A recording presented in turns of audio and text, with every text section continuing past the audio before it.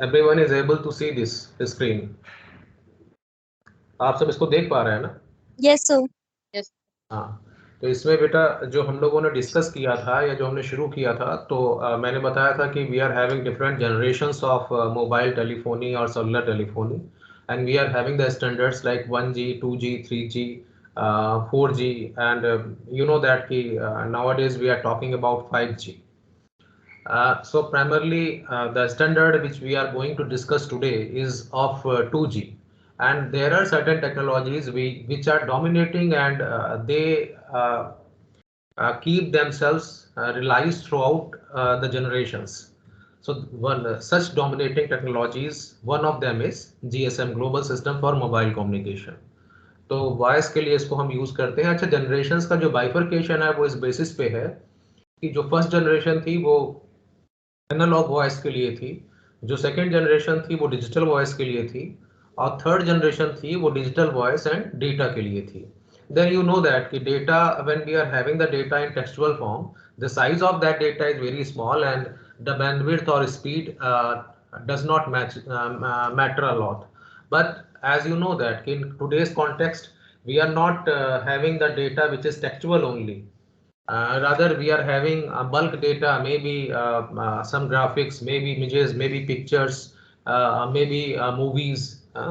तो ये सारा जो डेटा है वो जिसको हम मल्टीमीडिया कहते हैं, तो ऑफ कोर्स उसकी बैंडविड्थ की रिक्वायरमेंट बढ़ जाती है, देन स्पीड की रिक्वायरमेंट बढ़ जाती है, क्योंकि अगर हम कोई मूवी की बात करें या अगर हम स्ट्रीमिंग कराएंगे तो ऑब्वियसली स्पीड ज़्यादा होनी चाहिए. तो इसलिए अब जो 4G 5G उसमें ये दोनों चीज़ें डिजिटल है, डिजिटल वॉइस भी है, डिजिटल डेटा भी है, लेकिन उसमें इन्हेंसमेंट क्या है कि we are including more and more different type of data with higher and higher speed.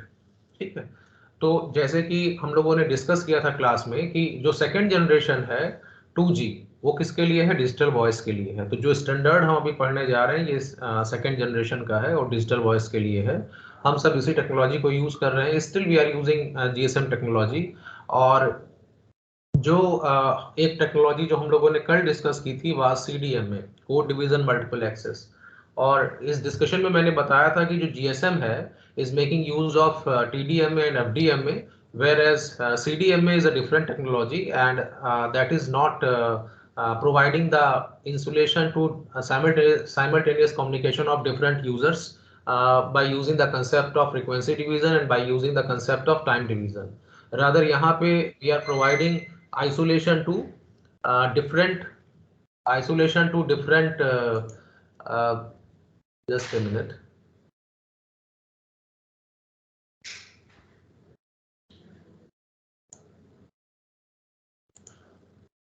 Isolation to different channels by just using the coding theory. और उसी context में yesterday we have seen that how we are providing it by just using the concept of this chip sequences. तो उसी का हम लोगों ने एक कल जो उसकी प्रॉब्लम एक देखी थी. तो यहाँ पे फर्दर इसी कॉन्टेक्स्ट में जो हम लोग आज डिस्कस कर रहे हैं वो GSM है, global system for mobile communication. ये उसका आर्किटेक्चर है. और GSM जो है उसके 3 वेरिएंट्स हैं. GSM 900 है, GSM 1800 है और GSM 1900 है. तो ये जो GSM जब 900 या 1800 या 1900 कहते हैं तो basically the number signifies the frequency, ठीक है, बैंडविड्थ ऑफ दैट फ्रीक्वेंसी. जैसे कि GSM 900 जो है it is functional in the band of 900 megahertz. तो इसमें जो अपलिंक इसकी जो बैंडविड्थ है वो 890 टू 915 मेगाहर्ट्ज है. जब हम कहते हैं कि अपलिंक और डाउनलिंक तो इसका मतलब क्या होता है? जैसे हम कहते हैं अपलिंक डेटा या uplink speed and downlink speed. Anyone who is attending this lecture maybe.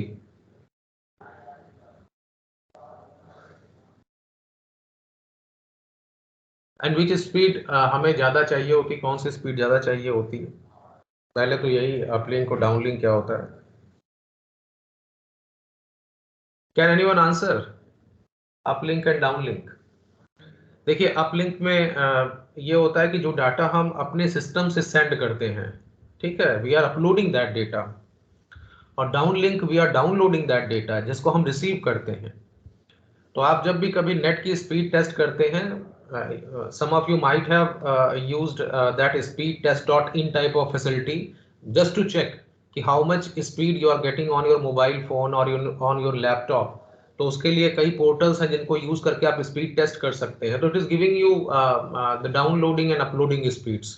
ठीक है, तो अपलिंक जो फ्रीक्वेंसी है, इसका मतलब है वो frequency band which is use for the data for uploading.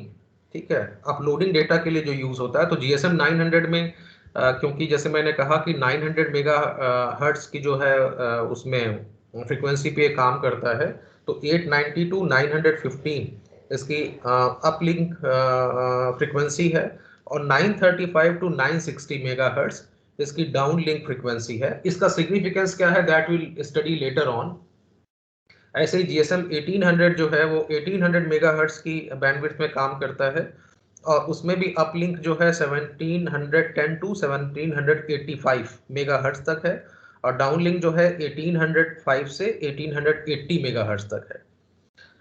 You may not be remembering these figures, but the book that we have shared there, all these details you can easily find out. ठीक है, तो जो इसके 3 variant हैं उसको केवल इतना ही just you understand कि जीएसएम 900, जीएसएम 1800 एंड जीएसएम 1900, जिसमें जीएसएम 900 को सिंपली हम जीएसएम 900 ही कहते हैं, लेकिन जीएसएम 1800 को we also know as digital cellular system, DCS, digital cellular system, और जीएसएम 1900 को हम कहते हैं पर्सनल कम्युनिकेशन सिस्टम, पीसीएस। तो डीसीएस और पीसीएस जो है ये और दो नाम हैं respectively for GSM 1800 and GSM 1900 के लिए। तो ये तो केवल एक ऐसे ही ब्रीफ साइज का टाइप था कि इसमें कौन कौन से हो सकते हैं, लेकिन आर्किटेक्चर जो है वो यही है जो आपको स्क्रीन पे दिखाई दे रहा है। अब इसमें जो इसका जो आर्किटेक्चर है उसमें you can see that here we are having 3 parts. ठीक है, one is radio sub system, and second is network and switching subsystem, and the third one is fixed partner network। ठीक है, कोई भी जो इसमें आप देखेंगे इस नेटवर्क को, तो उसमें जो रेडियो पार्ट है वो ये वाला है, जो रेडियो सबसिस्टम वाला, जिसमें वायरलेस पोर्शन है। ठीक है, अब इसमें क्या है, we are having base transceiver stations और बीटीएस। ठीक है, the kind of towers which we have seen that at different places they are elevated. ठीक है, तो बहुत सारे BTS जो हैं वो, जैसे कि one of the BTS of BSNL is installed just besides ITCA department, so that is called BTS। और कई BTS जो होते हैं, मतलब कई टावर जो हैं, they are connected to BSC। ठीक है, तो ये और कई BSCs जो हैं they are connected to MSCs। तो इसका डिस्क्रिप्शन जो है one by one will see. पहला तो जो है अगर एज ए सब्सक्राइबर हम स्टार्ट करें, so the device which we are holding in our hand is mobile station और मोबाइल फोन। ठीक है, अब there are certain terminologies that you know very well, that one of them is IMEI, that is international mobile equipment identity. हम सब जानते हैं कि हमारे मोबाइल में जो है एक नंबर होता है, सीरियल नंबर होता है, जिससे वो आइडेंटिफाई होता है, and that is called IMEI। बहुत सारे पहले चाइनीज जो सेट्स इंडिया में सेल हुए थे उसमें IMEI नहीं था, तो क्योंकि that was putting a threat to the national security of India, so then government has made it mandatory that every mobile should have IMEI। तो उन्होंने एक सर्टेन टाइम के बाद वो सारे मोबाइल जो हैं बंद कर दिए जिसमें IMEI जो है नहीं था। तो इंटरनेशनल मोबाइल इक्विपमेंट आइडेंटिटी जो है एक नंबर है जो आपकी डिवाइस के अंदर जो है इंटीग्रेटेड होता है, and this number is very important because if your mobile is lost, then you have to report, and you have to report it with the number which is called IMEI। तो इसी के basis पे जो है जो surveillance वाले हैं वो इसको ट्रेस करते हैं, क्योंकि बाकी तो अगर कोई मोबाइल आपका गिर गया है तो ओनली सिम इज पोर्टेबल, तो जिस जो भी उसको पाएगा वो आपकी सिम निकाल के फेंक देगा और अपनी सिम डालेगा और ऑपरेट कर लेगा। लेकिन उसका जो IMEI नंबर है वो परमानेंटली एनकोडेड है डिवाइस के अंदर। तो अगर आपने कहीं IMEI नोट कर रखा है तो उसको यूज करके आप जो भी साइबर थाना है there you can register the complaint, and then they can put that mobile phone और surveillance. So anyone who is making use of that mobile again so can easily be traced out, और उससे जो है police को पता चल जाता है कि वो कहाँ पे एक्टिव है। ठीक है, तो IMEI is such a important number. दूसरा है सिम, जिसको हम सब्सक्राइबर्स आइडेंटिटी मॉड्यूल कहते हैं या सिम कहते हैं। सिम जो है, यू नो दैट कि it is helping you to customise the mobile as per your requirement. आप अगर एयरटेल के या जियो के या बीएसएनएल के सब्सक्राइबर हैं, तो you get a SIM issued by that particular company and that you are inserting in the mobile and customising it for your purpose. ठीक है, तो उसमें कई इंफॉर्मेशन पहले से ही जो है नेटवर्क से आपको मिलती है, जो सिम के अंदर पहले से कोडेड रहती है। ठीक है, तो सिम के अंदर और बहुत सारी चीजें हैं। You may be watching that SIM as a very miniatured piece of miniature device which you are inserting in the mobile, लेकिन एक्चुअली उसमें बहुत सारी ऐसी इंफॉर्मेशन है जो आप in due course of time you will learn. फिर there is one IMSI, international mobile subscribers identity. आपके नेटवर्क के अंदर आप एज ए सब्सक्राइबर जो है, एक नंबर आपको असाइन होता है, that number is called IMSI, international mobile subscribers identity, that is programmed into the SIM at the time of service provisioning along with appropriate security parameters and algorithm. You can imagine even inside the SIM we are having even algorithms also. So those algorithms are also inside the SIM, and for what purpose they are there, that will study in the security part of GSM. So SIM card contains many identifiers and tables such as card type, serial number. You know that every SIM is having a serial number. Then a list of subscribed services. Then you have PIN, you have PUK. ठीक है, pin unblocking की। जो ये जो pin है, that you know that it is a sort of authentication by which when you are inserting a SIM, you are setting a pin on that, so that अगर कभी आप उसको यूज करना चाहें या कोई चेंज करना चाहें, तो वो आपसे पहले पिन जो है वेरीफाई कराएगा, और अगर आपने पिन डाला उसके बाद ही फिर वो जो है आपको उसमें कोई चेंजेस या कुछ और करने देगा। और अगर आपने 3 बार पिन गलत डाल दिया तो आपका जो सिम है वो लॉक हो जाएगा, और उसको फिर आपको अनब्लॉक करने के लिए you need one more key, and that is called PIN unblocking key या PUK। तो नॉर्मली क्या होता है कि we are contacting our customer care of that company whose SIM we are using, और उनसे रिक्वेस्ट करते हैं कि आप हमें जो है अनब्लॉकिंग की इसकी जो है वो दे दें। तो दे आर शेयरिंग, और उसके बाद आप उसी को यूज करके दोबारा से पिन को सेट कर सकते हैं, नई पिन को। The mobile station stores dynamic information while logged on to the GSM system, such as the cipher key and the location information consisting of a temporary mobile subscriber identity TIMC। देखिए, एक तो international mobile subscriber identity होती है जो आपकी SIM में होती है, और एक डायनेमिक इंफॉर्मेशन होती है जो TMSI, temporary mobile subscriber identity. हम सब जानते हैं कि आजकल जो आधार है या पैन है, इसके भी जो है वर्चुअल वर्जन्स या ई वर्जन्स आ गए हैं। तो वो क्या करते हैं कि उसका एक टेम्परेरी जो है वर्जन जनरेट करते हैं। अगर आपको वो information if you want to send across the network, तो वो आप उसके थ्रू जो है भेज सकते हैं, क्योंकि अगर आप एक्चुअल को भेज देंगे तो प्रॉब्ली आपकी सिक्योरिटी जो है कॉम्प्रोमाइज हो सकती है।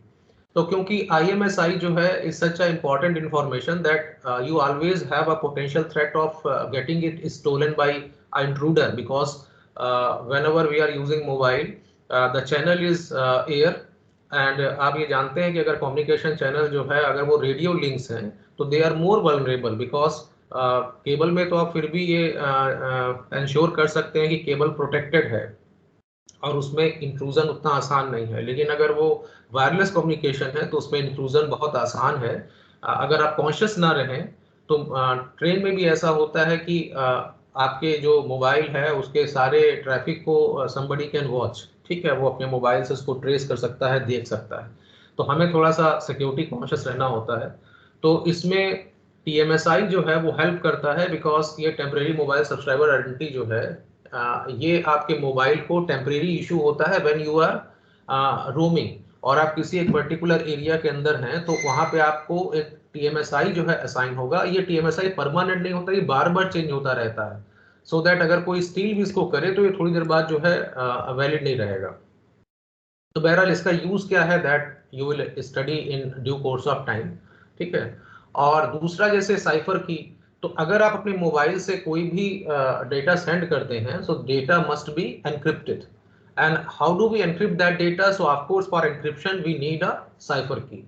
ठीक है, तो हमें साइफर की चाहिए so that we can encrypt the data. आपको अगर मैं रिकॉल कर रहा हूं तो नेटवर्किंग में we are having two type of encryption. One is single key encryption and second is two key encryption. Two key का मतलब है कि where you are using different keys for encryption and decryption, ठीक है। और single key में the same key is used for decryption also which is used for encryption. तो जैसे if I am sending some data to one of my students of my class, so of course I should have one encryption key that I can use and encrypt the data and I can send. But before that I have to make it sure that my student is also having my encryption key, because the same key is to be used when he is receiving the data and he is willing to decrypt that data, so he needs my encryption key. तो जो single key encryption है, ठीक है, इसमें इसको symmetric की भी कहते हैं क्योंकि इसमें जो इंक्रिप्शन और डिक्रिप्शन जो है वो सेम की से होता है। लेकिन उसमें दिक्कत ये है कि की distribution is the biggest hurdle, कि हम की कैसे डिस्ट्रीब्यूट करेंगे। और उसी के कॉन्ट्रास्ट में अगर आप देखें तो पब्लिक की प्राइवेट की इंक्रिप्शन होता है जिसको हम एसिमेट्रिक कहते हैं, जहां one type of key is used for encryption and second type of key is used for decryption. तो वहां पे नॉर्मली क्या होता है कि जैसे if I wish to send some data to all students of my MCA second year, तो उस केस में if I am broadcasting that data तो probably anyone can catch it even if he is not the part of MCA second year। तो what I can do is कि मैं जो हूँ अपनी जो डाटा हम सेंड करते हैं वो अगर मान लीजिए एक पर्टिकुलर स्टूडेंट को हम सेंड कर रहे हैं तो उस स्टूडेंट की एक पब्लिक की होती है। पब्लिक की का मतलब which is known to the public, ठीक है। जैसे हमारा पासपोर्ट नंबर कोई होगा तो वो कोई ऐसा हिडन नहीं होता। तो अगर मान लीजिए हमने कोई डाटा आपको भेजा तो मैंने उस डाटा को मैंने उस डाटा को आपकी पब्लिक की से एनक्रिप्ट कर दिया, क्योंकि आपकी पब्लिक की, क्योंकि वो पब्लिक है तो it is known to me also. तो मैंने उससे जो है एनक्रिप्ट कर दिया और आपको भेज दिया। अब जब वो आपके पास डेटा आएगा तो आपने क्या किया, उसको डिक्रिप्ट करेंगे तभी आप समझ पाएंगे कि what SP Singh has sent. So what you will do, you will use your private key to decrypt that data. What is the beauty of this concept? Your private key is with you only. You are not revealing that private key to anybody else. You are not sending it to anybody else. ठीक है, आप किसी को भेज नहीं रहे हैं। आप केवल क्या कर रहे हैं कि जो उसको अपने ही टर्मिनल पे रख रहे हैं और जो मैं आपको भेज रहा हूं उसी को आपको डिक्रिप्ट करना है। तो आप क्या कर रहे हैं, प्राइवेट की से। लेकिन मैंने एनक्रिप्ट कैसे किया, मैंने आपकी पब्लिक की को एनक्रिप्ट किया। तो जब दो की वाला कंसेप्ट होता है तो one key we are using as a public key, as the name is self explanatory कि since it is a public key तो इसका मतलब पब्लिकली इट इज अनाउंस्ड। तो मान लीजिए मैंने अपनी एक पब्लिक की जो है वो सबको अनाउंस कर दी and everybody of my class is knowing my public key. तो अब उनको अगर कोई डाटा सीक्रेटली मुझे भेजना है so they will encrypt that data with by using my public key. तो आप में से कोई भी मेरी पब्लिक की यूज करके मुझे डाटा भेज देगा और वो डेटा जो है रास्ते में कोई अगर इंट्रूडर उसको ट्रैप भी करेगा तो समझ नहीं पाएगा क्योंकि वो तो एनक्रिप्टेड है। और वो डिक्रिप्ट कैसे हो सकता है, केवल प्राइवेट की से। और प्राइवेट की किसके पास है, only I am having that private की, क्योंकि वो मेरी प्राइवेट की है, मैंने अपने टर्मिनल पे ही रख रखी है। I am not sending it across the network. तो जब मैं वो पैकेट पाऊंगा तो I will decrypt that with the use of my private की, ठीक है। तो यहाँ पे जो की डिस्ट्रीब्यूशन की प्रॉब्लम है वो सॉल्व हो जाती है, क्योंकि यहाँ पे हम की किसी को सीक्रेटली भेजते नहीं है, बल्कि हमारे पास जो की है जिसको हम लोगों को देते हैं या भेजते हैं वो पब्लिक की है, उसको हम अनाउंस कर देते हैं पब्लिकली कि look this is my public key, so that anybody who is willing to send any data वो मेरी पब्लिक की को यूज करके एनक्रिप्ट कर ले। अब वो डेटा जो एनक्रिप्ट उसने मेरी पब्लिक की से कर दिया है वो व्यक्ति भी नहीं डिक्रिप्ट कर सकता जिसने उसको एनक्रिप्ट किया है, क्योंकि वो डिक्रिप्ट तो अब मेरी प्राइवेट की से ही होगा और प्राइवेट की मेरे पास ही है केवल। तो वो डेटा जब मेरे पास आएगा तो with the use of that private की आई विल डिक्रिप्ट इट। तो इज इट क्लियर कि दो जो है मैकेनिज्म है, एक सिंगल की एक टू की, ठीक है।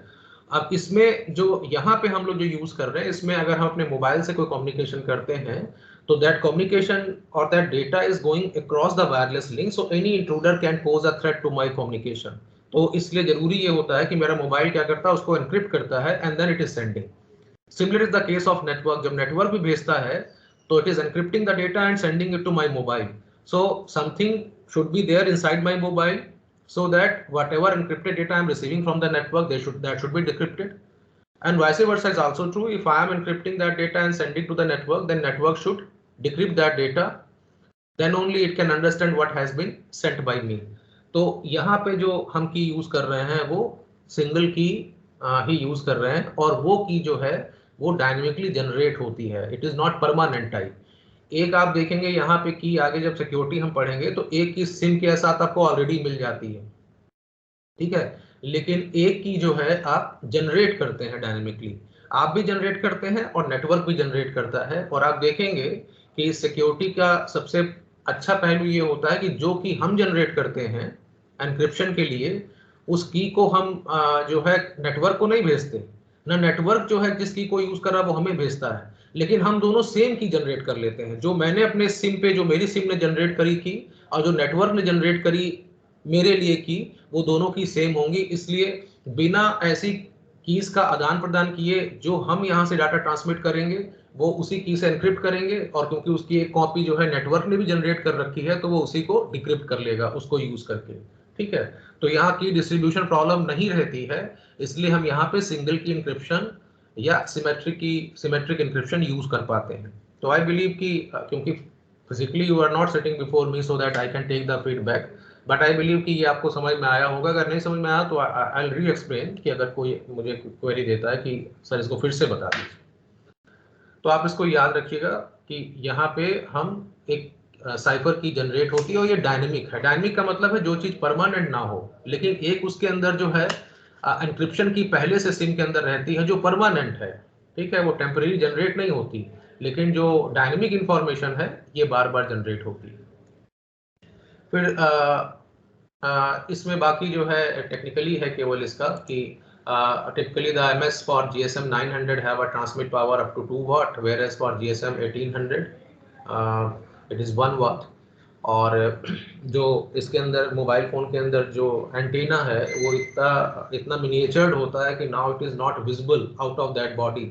अगर आप आज से 15 साल पहले के मोबाइल देखें तो they use to have the look like walkie talkie type, वहाँ उनके एक लंबा सा काले रंग का एंटीना भी उसमें होता था, तो जो उसमें कम्युनिकेशन करता था वो बिल्कुल वॉकी टॉकी की तरह उसको यूज करता था। अगर आप पुराने मोबाइल्स बहुत देखेंगे तो उसमें वो आपको चीज दिखाई देगी। फिर बेस स्टेशन सब सिस्टम, देखिए बेस स्टेशन सब सिस्टम जो है, इस सेक्शन को अगर आपको समझना है तो आप इतना समझिए कि अगर हम आईटी से डिपार्टमेंट में हैं और मेरे पास मोबाइल है, तो मेरे मोबाइल और ये जो बीटीएस है, जो टावर है, ये किसी ना किसी बीएससी से कनेक्ट होगा। जैसे हियरार्की होती है ना नेटवर्किंग की, कि एक्सेस पॉइंट से तार इमर्ज हुई और उसके बाद मेरा लैपटॉप कनेक्ट हुआ, तो वैसे ही आप और इसको थोड़ा और एलोबरेट करें तो आपके अगर हॉस्टल में देखें तो एक्सेस पॉइंट बरामदे में कहीं पे लगा हुआ है, और वहां से तार से जो है एक पीओई लगा है, और पीओई से फिर आपका जो आप कमरे में बैठे अपने लैपटॉप को यूज कर रहे हैं, या आईटीसीए में भी आप कॉरिडोर में देखें तो यहाँ पे व्हाइट कलर का पीओई लगा हुआ है। तो हमारे पास एक हायरार्की है ना, और ये पीओई कनेक्टेड किससे, अगर उसको आप ध्यान से देखेंगे तो उसका वायर्ड कनेक्शन जो है रैक में गया हुआ है, और वो रैक जो है वो इनर जो हमारा चैनल है वहां पे लगी हुई है, और वहां पे स्विच लगा हुआ है, तो उसके पोर्ट से वो कनेक्टेड है। तो एक तरीके से अगर देखें तो हमारा क्या है, हमारा जो वायरलेस कम्युनिकेशन है वो किसके किसके बीच में, मेरे और जो पीओई यहाँ पे सामने जो टंगा हुआ है डिपार्टमेंट में उसके बीच में, ठीक है। तो आप समझिए कि इस पीओई की जगह आप क्या आ जाएगा, बीटीएस आ जाएगा, टावर आ जाएगा, ठीक है। तो मेरा कम्युनिकेशन किससे है, टावर से। वो फर्दर किससे कनेक्टेड है, tower is further connected to BSC, base station controller, ठीक है, बीएससी।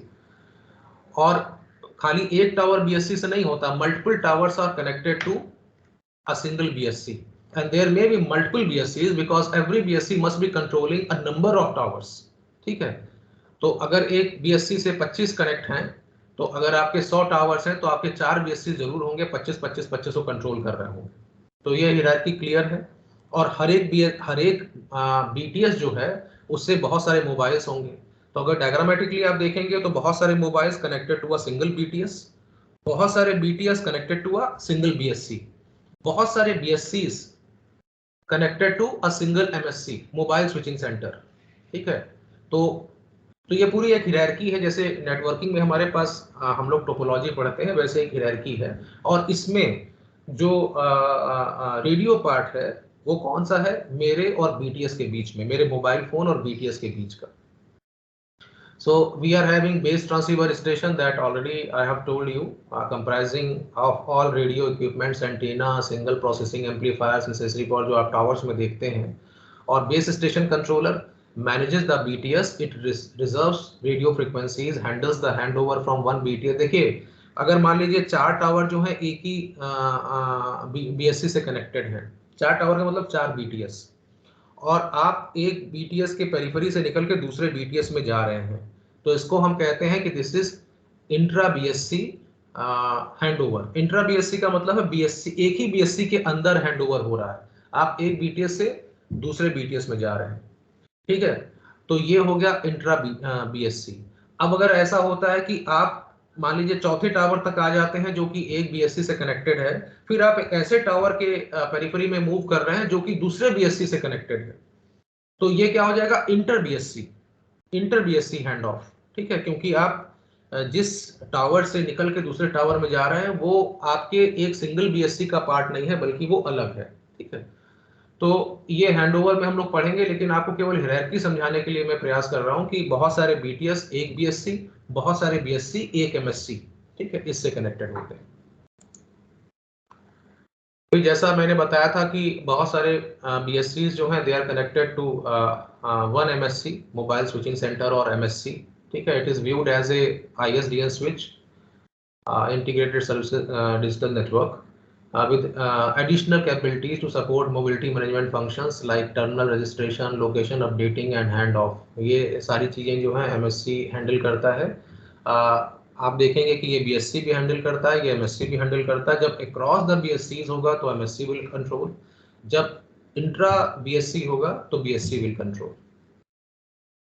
तो unlike local switch of fixed network, MSC does not contain the mobile subscriber parameters. देखिए इसमें कोई डेटाबेस नहीं होता जिसमें डाटा इंफॉर्मेशन रहे, बल्कि हर एक MSC के साथ एक डेटाबेस कनेक्टेड रहता है जिसको हम VLR कहते हैं, visitors location register. Visitors location register जो कि हमारा जिसमें डायनेमिक इंफॉर्मेशन रहती है। हमारा जो एक HLR होता है जिसको होम लोकेशन रजिस्टर कहते हैं, जो कि एक परमानेंट रिपोजिटरी है जिसमें मेरी कंप्लीट इंफॉर्मेशन है। उसमें मैंने जो भी सर्विसेज अवेल कर रखी, जो पैकेज ले रखा है, वो सब उसके अंदर है, ठीक है। वो तमाम इंफॉर्मेशन जो एक सब्सक्राइबर की होती है उसका परमानेंट रिपोजिटरी क्या है, HLR, होम लोकेशन रजिस्टर। और नॉर्मली ये किसी भी नेटवर्क में एक ही होता है, ठीक है। लेकिन जो VLR हैं वो मल्टीपल होते हैं, और VLR क्या करते हैं, ये आपके लोकल जो मूवमेंट है उससे रिलेटेड इंफॉर्मेशन को स्टोर करते हैं। तो आप ये समझें कि we are having a hierarchy of databases, we are having one HLR at the top level which is connected to multiple VLR at different level, at second level, ठीक है। तो जब भी हम मूवमेंट करेंगे या कुछ भी होगा तो मेरी जो डायनेमिक इंफॉर्मेशन है मेरे करंट लोकेशन की, वो कहाँ पे होगी, VLR में होगी, ठीक है। आपने मोबाइल स्विच ऑफ कर रखा है, आप यूपी ईस्ट के सब्सक्राइबर हैं, you have move to Delhi, और यहाँ वहाँ जाके आपने मोबाइल को ऑन किया, तो आप वहाँ किसी न किसी MSC के एरिया में रहेंगे, क्योंकि वहाँ कोई BTS होगा, वो किसी BSC से कनेक्टेड होगा, वो BSC किसी MSC से कनेक्टेड होगा, और MSC से एक VLR अटैच होगा, विजिटर लोकेशन रजिस्टर। तो आपका मोबाइल क्या करेगा, सबसे पहले अपने आप को रजिस्टर करने की कोशिश करेगा वहाँ दिल्ली में। तो जो दिल्ली में VLR है जिसके एरिया में आप मूव कर गए हैं, वो आपके HLR से इंक्वायर करेगा, जो आपका बेसिकली जिस नेटवर्क को आप बिलोंग कर रहे हैं उसमें जो HLR है उससे इंटरेक्ट करेगा, और आपकी ऑथेंटिसिटी जो है चेक करेगा कि आप मतलब एक लेजिटमेट यूजर हैं, आपके पास बैलेंस इतना है, क्योंकि वो सारी इंफॉर्मेशन वहां पे मेंटेन्ड है। तो उसके बाद ही जो है वो इंफॉर्मेशन का कुछ पार्ट जो है वो वापस VLR पे आ जाता है, और साथ ही साथ VLR ये इंफॉर्मेशन जो है HLR में भी भेजता है कि ये अपडेट हो गया और इस मोबाइल को हम दिल्ली में रजिस्टर कर रहे हैं। फायदा उसका क्या होता है, आपके फ्रेंड ने आपको कॉल किया, तो कॉल के लिए जो डेटा है नेटवर्क कहाँ से कंटेक्ट करेगा, HLR से।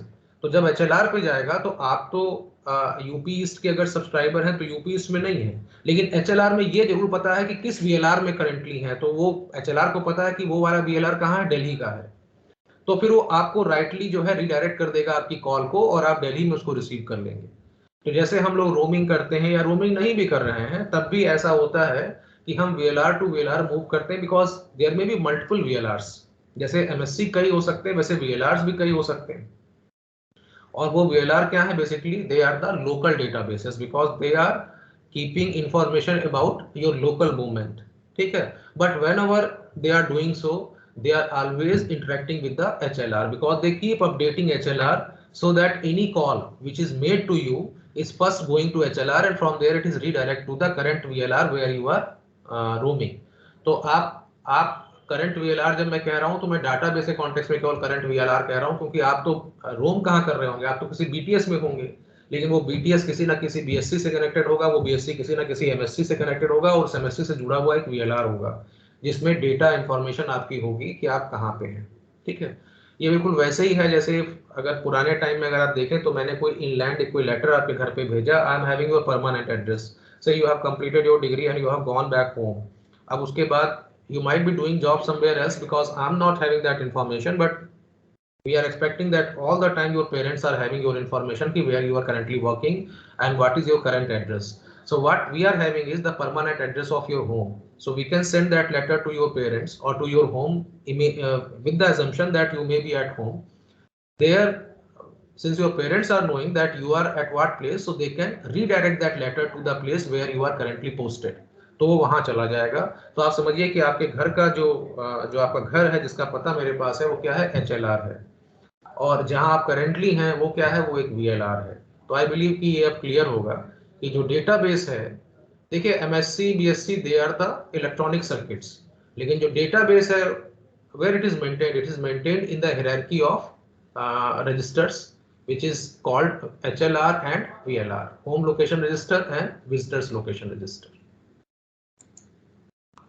तो इसके फंक्शंस जो हैं एमएससी के कॉल सेटअप है, सुपरविजन है, रिलीज है। अभी इसका थोड़ा सा और जब हम इसके ऑपरेशंस को देखेंगे कि how call is actually executed, तो you will understand the role of MSC BSC and BTS. अब जैसे ये एचएलआर है तो ये सेंट्रलाइज्ड डाटाबेस है हैविंग परमानेंट डेटा फील्ड। जैसे मैंने कहा कि आपकी permanent information your parents are having at your home address, तो अकॉर्डिंगली यहाँ पे भी वो सारी इंफॉर्मेशन जो है एचएलआर में है। It is kept updated with the current location, क्योंकि अगर करंट लोकेशन से अगर ये अपडेट नहीं होगा तो how can the call which is directed to your mobile can be facilitated. ठीक है, आपके दोस्त अगर आपको कांटेक्ट करेंगे तो उनके पास आपका एक मोबाइल नंबर है, तो नेचुरली एचएलआर से पता चलता है कि वो कहाँ पे किस वीएलआर के अंदर जो है आप करेंटली हैं, तो वो वीएलआर पे जो है वो रीडायरेक्ट करेगा एचएलआर, क्योंकि वो इन्फॉर्मेशन है, और वहां से फिर जो है आपको कॉल फैसिलिटेट हो जाएगी। The routing information is obtained from the serving VLR on a call by call basis. जैसे मान लीजिए मैं मोबाइल से आपको कॉल करता हूँ and you are at Delhi, तो आपका HLR may be at Lucknow, तो कॉल जो है वो पहले जब मैं करूंगा तो एचएलआर के पास ये इन्फॉर्मेशन जाएगी, क्योंकि आपकी इन्फॉर्मेशन तो एचएलआर में परमानेंटली मेंटेन है, लेकिन वहां पे मालूम है कि किस करंट वीएलआर में आप हैं, तो वो एचएलआर जो है करंट वीएलआर से कांटेक्ट करेगा और कहेगा कि इनका जो है करंट लोकेशन जो रूट की है वो बताओ।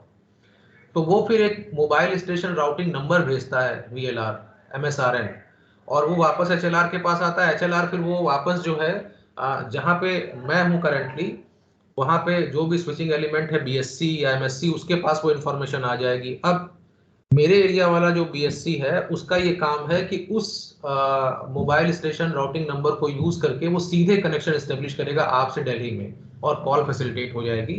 ये बिल्कुल वैसे ही है जैसे अगर इसकी एनालॉजी अगर कंपेयर करें, तो अगर हम एक यूआरएल टाइप करके और एक वेबसाइट ओपन करते हैं, तो जैसे मैंने आपको क्लास में बताया था कि यूडीपी प्रोटोकॉल को हम लोग यूज करते हैं या हमारा ब्राउजर यूज करता है, क्योंकि यूआरएल के पीछे क्या है, आईपी है, वो आईपी नोन नहीं है। तो ब्राउजर के लिए मैंडेटरी क्या है, पहले वो करस्पॉन्डिंग आईपी फाइंड आउट करे। आईपी कहाँ होती है, डीएनएस के पास, तो यूडीपी पैकेट्स वो ट्रांसमिट करता है, और आईपी जो इंफॉर्मेशन है आईपी की वो वापस मेरे ब्राउजर के पास आ जाती है डीएनएस से, और एक बार अगर आ जाती है तो मैं उस आईपी को यूज करके सीधे कम्युनिकेशन कर सकता हूं। अभी यही चीज जो है, जो आईपी है वो मोबाइल स्टेशन राउटिंग नंबर आप समझिए। तो मेरे मोबाइल के पास आपका करंट एरिया का राउटिंग नंबर नहीं है, किस उसका रूट क्या है उसका नंबर मेरे पास नहीं है, तो वो कहाँ से मुझे मिलेगा, जब मैं मोबाइल कॉल करूंगा और आपके एचएलआर से इंटरेक्ट होगा। एचएलआर जो है वीएलआर से इंटरेक्ट करेगा और उससे कहेगा कि इसका करंट एमएसआरएन भेजो रेसिपिएंट का, तो वो फिर एचएलआर को भेजेगा। एचएलआर से वो होता हुआ, जब एचएलआर हम कहते हैं तो देखिए ये डाटा बेसेस है, लेकिन जो एसोसिएटेड सर्किटरी है वो क्या है, एमएससी बीएससी। तो उनके थ्रू होता होता वो मेरे मोबाइल पे आएगा। Now it is possible that a connection can be established between me and the recipient. ठीक है, तो HLR नॉर्मली नेटवर्क के लिए एक ही होता है। तो one HLR is deployed for each GSM network for administration of subscriber configuration and services. आपने जो सर्विसेज ले रखी हैं उन सबकी information and every information is being maintained by HLR। Besides up-to-date location information for each subscriber, which is dynamic, the HLR maintains IMSI, International Mobile Subscriber Identity। मेरी जो IMSI है वो भी, क्योंकि मेरा डाटा जब उसके पास है तो it has everything about me। फिर कौन सी मैंने सब्सक्रिप्शन जो है सर्विसेज सब्सक्राइब कर रखी है, मैंने कौन सा पैकेज ले रखा है, उसी के हिसाब से बिलिंग होगी, चार्जेस उसमें डिडक्ट होंगे अगर ये प्रीपेड है तो दैट इंफॉर्मेशन भी वहाँ पे रहेगी। मोबाइल टर्मिनल कैरेक्टरिस्टिक, बिलिंग और accounting information, everything is maintain by HLR। फिर VLR क्योंकि एक टेम्परेरी जो है डेटाबेस है, वो मैंने पहले ही आपको बता दिया कि आपकी जो लोकेशन की इंफॉर्मेशन है रोमिंग की, वो अलग अलग VLR से मेंटेन होती है। अलग अलग VLR का मतलब ये नहीं कि मल्टीपल पे होती है, आप किसी ना किसी एक VLR से निकल के दूसरे के एरिया में जाते रहते हैं, तो जो भी आपका करंट VLR है उस पर वो आपकी इंफॉर्मेशन मेंटेन रहेगी। और केवल एक ही VLR जो आपका करंट है वो HLR से कनेक्टेड है और वो HLR को अपडेट करता जा रहा है कि आप इस एरिया में हैं। आप जैसे उस एरिया को छोड़ के दूसरे VLR में जाएंगे तो पुराना वाला VLR भी नए VLR से इंटरेक्ट करता है और प्लस जो नया VLR है वो HLR से भी इंटरेक्ट करता है, और उसके साथ ही वो आपको अपने एरिया में रजिस्टर कर लेता है। पुराने VLR से आप डीलिंक हो जाते हैं और उसके बाद अब जो आपका करंट VLR है उसकी इंफॉर्मेशन HLR में अपडेट हो जाती है। तो इस तरीके से your local information is always maintained by VLR, whereas your permanent type of information is maintained by HLR, but HLR does include the information of your current VLR also, because that is why it can facilitate the call. It also contains information about locally activated features such as call forwarding on busy status। जो आप locally enable कर रहे हैं उनकी information भी रहती है। और एक टेम्परेरी मोबाइल स्टेशन आइडेंटिटी भी ये जनरेट करता है आपके लिए, और वो इसके पास रहती है। और आपको जो आइडेंटिफाई करता है वो इसी से करता है, और इसको भी वो टाइम टू टाइम चेंज करता रहता है। ठीक है, तो इसीलिए टेम्परेरी या डायनेमिक है। आपकी IMSI कभी नहीं चेंज होती, इंटरनेशनल मोबाइल सब्सक्राइबर्स आइडेंटिटी कभी चेंज नहीं होती। ठीक है, लेकिन टेम्परेरी मोबाइल स्टेशन का ही या सब्सक्राइबर का ही एक ही चीज़ है, टेम्परेरी मोबाइल सब्सक्राइबर आइडेंटिटी जो है वो चेंज होती रह सकती है। फिर एक ऑथेंटिकेशन सेंटर है जिसको हम AC कह रहे हैं, तो एसोसिएटेड विद HLR। इसका यूज़ क्या है वो मैंने अभी आपसे जैसे कहा कि सिक्योरिटी इज़ वेरी इंपॉर्टेंट, और यहाँ पे सिक्योरिटी थ्रेट ज़्यादा है क्योंकि जब हम वायर्ड नेटवर्क में होते हैं तो केबल की सिक्योरिटी अगर हम इंश्योर कर लें तो हम इंट्रूजन को अवॉइड कर सकते हैं। लेकिन अगर वायरलेस कम्युनिकेशन है तो वो तो एक ऐसा चैनल है जो कि वल्नरेबल है। You may not be seeing anyone near you, but that fellow might be catching your data because your data is flowing across the air। तो वहां से कोई भी उसको स्टील कर सकता है। तो इसलिए यहाँ पे सिक्योरिटी और इम्पोर्टेंट हो जाती। तो उसी सिक्योरिटी के लिए there is a authentication centre which is the part of actually HLR। लेकिन उसमें क्या क्या रहता है, इसका यूज क्या है, वो बहुत क्लियर हो जाएगा जब आगे हम ऑपरेशन देखेंगे। It maintains authentication keys and algorithms. इसमें भी कीज रहती हैं, एल्गोरिथम्स रहती हैं। और आप देखेंगे इसमें कि तीन एल्गोरिथम्स बहुत इंपॉर्टेंट है। आप एक A3, एक A5 और एक A8। ठीक है, ए अल्फाबेट ए है, A3, A5 और A8। ये एल्गोरिथम्स में जो A5 एल्गोरिथम है ये हमारी मोबाइल फोन की डिवाइस में रहती है, लेकिन A3 और A8 कहाँ रहते हैं, ये सिम में रहते हैं। और वही एल्गोरिथम जो है A3 और A8 कहाँ होती है, ऑथेंटिकेशन सेंटर में भी होती है। ठीक है, AC में। तो इसका यूज क्या है वो बहुत शॉर्टली क्लियर हो जाएगा जब हम उस ऑपरेशन को देखेंगे। और तीन सिक्योरिटी ट्रिपलेट्स हैं। एक जो RAND है ये रैंडम नंबर है। ठीक है, SRES stands for signed response, और KC इज द एनक्रिप्शन की। ठीक है, ये एक एनक्रिप्शन की है। तो इसको कौन जनरेट करता है, it is generated by authentication centre. और किसको प्रोवाइड कराता है, HLR को। और इसका यूज क्या है वो वो अभी आप देखेंगे जब हम सिक्योरिटी वाला पार्ट देखेंगे।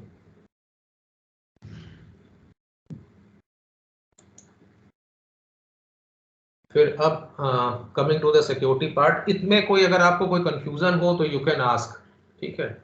बहुत सारी जो टर्मिनोलॉजीज हैं आप पहले से सुन चुके हैं, लेकिन बहुत सारी ऐसी भी हैं जो आप फर्स्ट टाइम सुन रहे होंगे। जैसे I am sure that IMEI सभी को मालूम होगा। IMEI, जब हम कोई मोबाइल परचेस करते हैं तो it is suggested that you should note down first the IMEI number of that mobile, so that in case if you are losing that mobile, so at least you can use that number to register the complaint in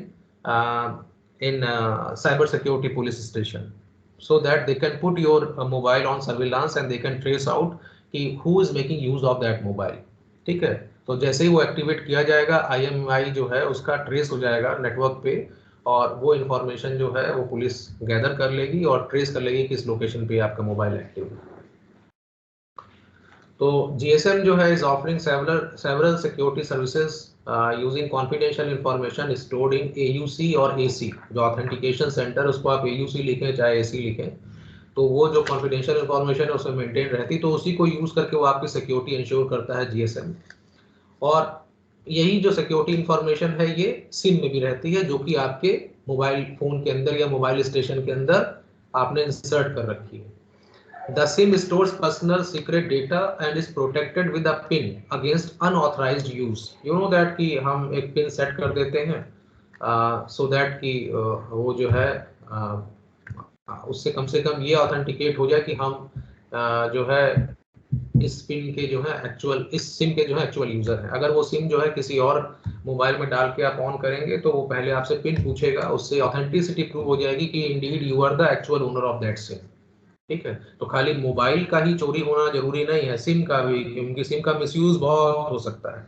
somebody who has stolen your official SIM can make use of that SIM for doing some fraudulent operations. Ultimately you will be held responsible. Why? Because SIM was issued in your name. तो आप देखते हैं कि बहुत सारी आतंकवादी गतिविधि जो होती हैं वो ऐसे ही होती हैं, इसलिए जब आप सिम परचेज करते हैं तो उसमें आधार या आपके जो परमानेंट आईडीज हैं उनका एक बड़ा रोल होता है। And now it has been made mandatory कि आप उसको सबमिट करेंगे और वो सारी इंफॉर्मेशन जो है मेंटेन रहेगी HLR में भी, ताकि कभी ट्रेस करना हो तो आप इजीली ट्रेस हो सकें। तो ऐसे में जरूरी होता है कि हम अपने मोबाइल के लिए IMEI जैसे कंसर्न है, तो सिम को भी हम थोड़ा लॉक करके रखें और उसके लिए उस पर पिन सेट कर दें, ताकि अगर मोबाइल गिरे और कोई उस सिम को निकाले तो सिम को दोबारा यूज ना कर पाए, क्योंकि उसको पिन नहीं मालूम होगी उसकी, ठीक है। तो इसमें जो है फॉर एग्जांपल इसमें सीक्रेट की KI, जैसे मैंने कहा कि एक सीक्रेट की KI जो है वो सिम के अंदर परमानेंटली रहती है, लेकिन जिसका हम यूज करते हैं एनक्रिप्शन के लिए वो KI नहीं होती है, वो KC है, और वो डायनेमिकली जनरेट होती है। वो कैसे जनरेट होती है, व्हाट इज द पर्पस, वो अभी शॉर्टली क्लियर हो जाएगा through the diagram. The security services offered by GSM are explained below. पहला है एक्सेस कंट्रोल एंड ऑथेंटिकेशन। तो पहला जो स्टेप है ऑथेंटिकेशन का कि आप वैलिड यूजर हैं सिम के, तो आपने पिन के थ्रू उसको वेरीफाई कर लिया, तो उससे पता चल गया कि आप जो हैं उसके वैलिड यूजर अगर आपने करेक्टली किया है।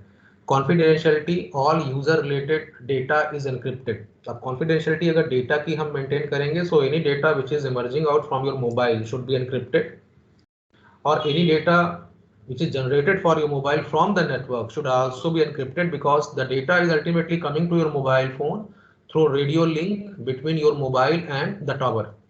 तो चाहे वो टावर से आपके मोबाइल पे आए, चाहे आपके मोबाइल से टावर को जाए, लेकिन उसका एनक्रिप्टेड होना जरूरी है। तो उसके लिए वी नीड एनक्रिप्शन की। हाउ दिस एनक्रिप्शन की is generated, what algorithm is being used for that purpose, that will discuss shortly. So all user related data is encrypted. After authentication, BTS and MS apply encryption to voice data and signaling. This confidentiality exists only between mobile station and base transceiver station, मतलब tower और mobile phone के बीच में, but it does not exist end to end or within the whole fixed GSM telephone network. पूरे network में इसको करने की जरूरत नहीं है, लेकिन जो वल्नरेबल एरिया है वो आपका और टावर के बीच का है, तो उसमें ये इम्प्लीमेंटेड रहता है एनक्रिप्शन। फिर एनोनिमिटी, एनोनिमिटी गुमनामी को कहते हैं। जैसे हम कहते हैं एनोनिमस यूजर, ठीक है, जो अपना आइडेंटिटी रिवील ना करे। To provide user anonymity, all data is encrypted before transmission and user identifiers are not used over the air. मतलब यूजर को बचाने के लिए उसको उसकी जो आइडेंटिटीज को रिवील करने वाले डेटा होते हैं, they are not sent across the air, ठीक है। Instead GSM transmits a temporary identifier, ये मैंने बार बार कहा है कि टिंसी का यूज किया जाता है, जो कि वीएलआर असाइन करता है। हर बार आप जब लोकेशन अपडेट कराते हैं तो एक आपका नया टीएमएसआई जो है वो जनरेट हो जाता है, और इसी का यूज जो है वो अक्रॉस द एयर होता है, और ये भी पीरियोडिकली चेंज होता रहता है। अगर आप किसी एरिया में ज़्यादा देर तक रह जाएंगे तब भी ये जो है आपका वीएलआर जो उससे एसोसिएटेड है उसको चेंज कर देगा थोड़े समय के बाद, ताकि अगर किसी को पता भी चले तो ये कोई बड़ी थ्रेट ना उत्पन्न हो पाए। और अगर आप एक वीएलआर से दूसरे वीएलआर में जाते हैं तब तो ये मैंडेटरी है, चेंज होना ही होना है। तो तीन एल्गोरिथम्स यहाँ पे बहुत इंपॉर्टेंट है, एक A3 है और एक A5 है और एक A8 है। A3 जो है is use for authentication. Authentication जैसे कि अगर हम मान लीजिए मोबाइल अपना जो है अपना स्विच ऑन करते हैं, तो सबसे पहले तो मेरा मोबाइल जो है और मेरी जो सिम है वो ऑथेंटिक है कि नहीं है, ये तो वो नेटवर्क चेक करेगा जिससे मेरा मोबाइल कनेक्ट होगा। तो उसकी चेकिंग के लिए जो है वो A3 एल्गोरिथम यूज होती है, ठीक है। A5 जैसे मैंने बताया कि A3 कहाँ होती है, सिम पे होती है, लेकिन A5 कहाँ होती है, मोबाइल डिवाइस के अंदर होती है। It is not embedded in the SIM, ठीक है। ये किसके लिए होती है, एनक्रिप्शन के लिए। आपके मोबाइल से जो डेटा बाहर जाएगा वो एनक्रिप्शन उसका परफॉर्म होगा किस एल्गोरिथम को यूज के, A5 को यूज करके। A8 जो है, इससे क्योंकि आप जब एनक्रिप्शन करेंगे एल्गोरिथम A5 को यूज करके, तो you need what, you need a encryption की या साइफर की। और जो उसमें पहले से परमानेंट एक की है, ठीक है, के आई, वो यहाँ नहीं यूज होगी, बल्कि के आई का यूज करके एक साइफर की जनरेट होगी। तो के आई को हम किसके साथ यूज करेंगे, A8 के साथ, तो उससे फिर साइफर की जनरेट होगी। उस साइफर की को यूज कौन करता है, A5। तो ये सुनने में इट में साउंड complicated, लेकिन when you look at the diagram this will be crystal clear because this entire process is damn simple. तो in the GSM standard only algorithm A5 was publicly available, ठीक है, क्योंकि ये तो across the devices जो है ये सच है, तो सभी मोबाइल फोन के अंदर जो है वो A5 एल्गोरिथम रहनी चाहिए, ठीक है। तो ये कॉमन है। वेयर A3 एंड A8 ये सीक्रेट है, हालांकि अब आज के टाइम में कुछ भी सीक्रेट नहीं है, ये भी इंटरनेट पे पब्लिश्ड है। लेकिन ये क्योंकि ये सिम और नेटवर्क की है, तो इसलिए मान लीजिए अगर हम जियो के सिम होल्डर हैं तो they can make use of their customised algorithms instead of A3 and A8। वो अपना यूज कर सकते हैं, क्योंकि उस एल्गोरिथम की एक कॉपी नेटवर्क के पास है और एक कॉपी मेरी सिम पे है। तो कौन सी एल्गोरिथम यूज कर रहे हैं उसको किसी को बताने की जरूरत ही नहीं, उससे कोई प्रॉब्लम भी नहीं है, क्योंकि उसमें कोई second party third party involve नहीं है। सिम भी जियो का है और नेटवर्क भी जियो का है, इसलिए सिम पे वही वो एल्गोरिथम डाल सकते हैं जो वो यूज कर रहे हैं। लेकिन A5 जो है, क्योंकि एक कॉमन एल्गोरिथम है और मोबाइल तो हमारे पास बहुत सारी कंपनीज के आते हैं, तो उन सब में एक कॉमन एल्गोरिथम जो है वो इम्प्लीमेंटेड रहती है उसके हार्डवेयर में, और वो क्या होगी, A5 होगी। So this is common. फिर अब ये यहाँ पे you can see the diagram, इससे इसमें थोड़ा सा आसान हो जाता है चेक करना कि यहाँ पे जो है अगर इस डायग्राम को देखें तो authentication is based on the SIM which stores the individual authentication की KI, the user identification MC and the algorithm use for authentication is A3। अभी आपको ये दिखाएं कि ये वाला हिस्सा जो है पहला वाला, जिसमें आप ऊपर टावर और उसमें सिग्नल देख रहे हैं, ये मोबाइल नेटवर्क का पार्ट है। और दूसरा वाला जो आप देख रहे हैं जहाँ पे वो एक डिवाइस बनी हुई है, जहाँ मेरा कर्सर मूव कर रहा है, और ये मोबाइल फोन है और उसके नीचे सिम बनी हुई है। तो सबसे पहले क्या होता है कि मोबाइल नेटवर्क में जो ऑथेंटिकेशन सेंटर है, आपको मैंने वहां बताया कि वहां पे 3 डायनेमिक ट्रिपलेट जनरेट होते हैं, ठीक है। एक RAND रैंडम नंबर जनरेट होता है। तो वो रैंडम नंबर जनरेट किस में हुआ, चाहे AC कहिए, चाहे HLR कहिए, चाहे MSC कहिए, सबके सब पार्ट किसके हैं, नेटवर्क के। तो वहां पे एक रैंडम नंबर जनरेट किया ऑथेंटिकेशन सेंटर ने, और वो रैंडम नंबर जो है नेटवर्क ने आपके मोबाइल को भी भेज दिया। अब इससे उस रैंडम नंबर को कोई नहीं है, क्योंकि इसको कोई भी अगर स्टील भी कर लेता है तो उससे अचीव क्या होगा, कुछ भी नहीं अचीव होगा। ये एक रैंडम नंबर है और हर बार जब एनक्रिप्शन स्टार्ट होना होगा तो एक डिफरेंट रैंडम नंबर भेजा जाएगा।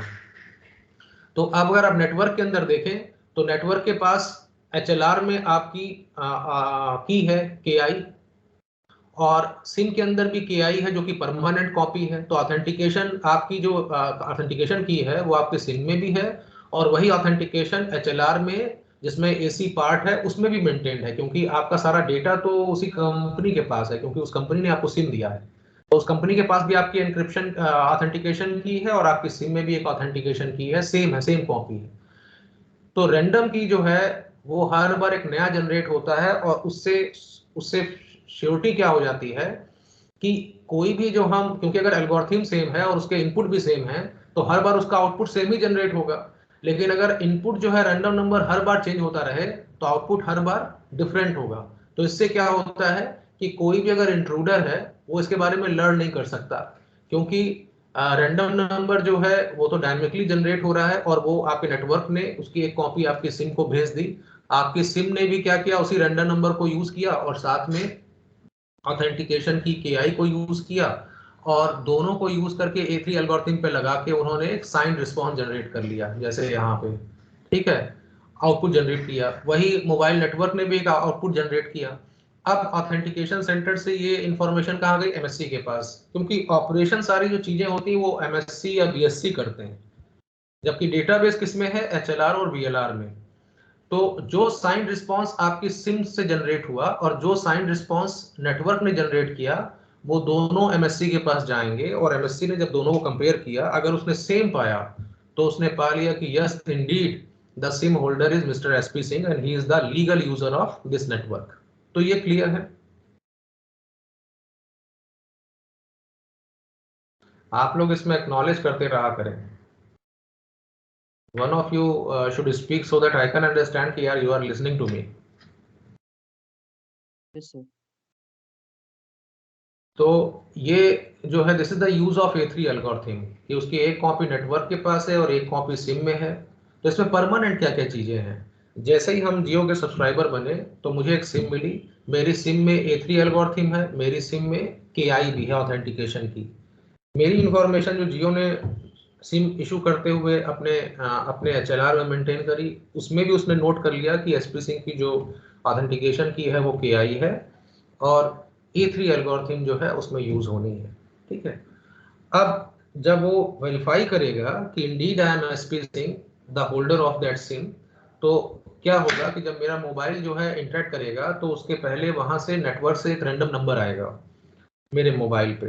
तो मेरे मोबाइल के अंदर जो सिम है वो उस रैंडम नंबर को, और जो उसके अंदर पहले से प्री स्टोर्ड ऑथेंटिकेशन की KI है उसको वो A3 एल्गोरिथम पे अप्लाई करेंगे, और एक उसका आउटपुट जनरेट करेंगे, और उस आउटपुट को नेटवर्क को सेंड कर देंगे। नेटवर्क अपने आप में भी क्या करेगा, क्योंकि मेरी इंफॉर्मेशन उनके पास है तो उनके पास भी KI है, रैंडम नंबर तो उन्हीं ने मुझे भेजा है तो उनके पास एक कॉपी रैंडम नंबर की भी है। तो उन्होंने वो दो इनपुट लगाए और A3 एल्गोरिथम पे लगाए और एक आउटपुट जनरेट कर लिया। जो मैंने भेजा था और जो उन्होंने जनरेट किया, अगर वो मैच कर जाएगा तो इसका मतलब है कि मैं एक लेजिटिमेट यूजर हूं और नेटवर्क मुझे एक राइट पर्सन कंक्लूड कर लेगा। तो ये यहाँ पे होता है। ठीक है, तो आप इसमें देखें तो इस प्रोसेस में आ, हमारी ऑथेंटिसिटी प्रूव हो गई कि हम इंडीड एक लेजिटमेट यूजर हैं, किसको यूज करके, ऑथेंटिकेशन की KI को यूज करके और रैंडम नंबर को यूज करके। लेकिन अगर आज पूरे कम्युनिकेशन में देखें तो जो अक्रॉस द एयर गया है मेरे मोबाइल तक, वो क्या गया, केवल रैंडम नंबर। वो हर बार एक डिफरेंट रैंडम नंबर जनरेट होगा, लेकिन जो भी रैंडम नंबर जनरेट होगा वो नेटवर्क भी यूज करेगा एज इनपुट, और मेरी सिम भी यूज करेगी एज इनपुट।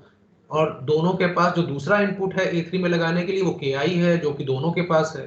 तो हर बार उनका जो रिस्पांस है वो सेम जनरेट होगा, और नेटवर्क अगर उसको कंपेयर करेगा तो पाएगा कि ये सेम है, तो इसलिए वो हमें जो है एक लेजिटिमेट यूजर टर्म कर देगा। तो this is what the process by which my authenticity is proved. ठीक है, तो अभी आप देखें तो रैंडम नंबर जो है वो हर बार एक डिफरेंट जनरेट हो रहा है, तो उससे क्या होगा, साइन रिस्पांस भी परमानेंट सिमिलर टाइप के नहीं जनरेट होंगे, हर बार अलग जनरेट होंगे। लेकिन क्योंकि हर डिफरेंट रैंडम नंबर जो है नेटवर्क में और सिम में दोनों में कॉमन है, तो उनका जो रिस्पांस है वो हमेशा मैच करेगा। तो आप इसमें देखें कि मैंने जो 3 ट्रिपलेट्स कहा है उसमें 2 ट्रिपलेट प्रूव हो गए, एक RAND रैंडम नंबर, एक SRES that is sine response, और तीसरा है KC। इसका यूज क्या है ये आगे आएगा। ठीक है,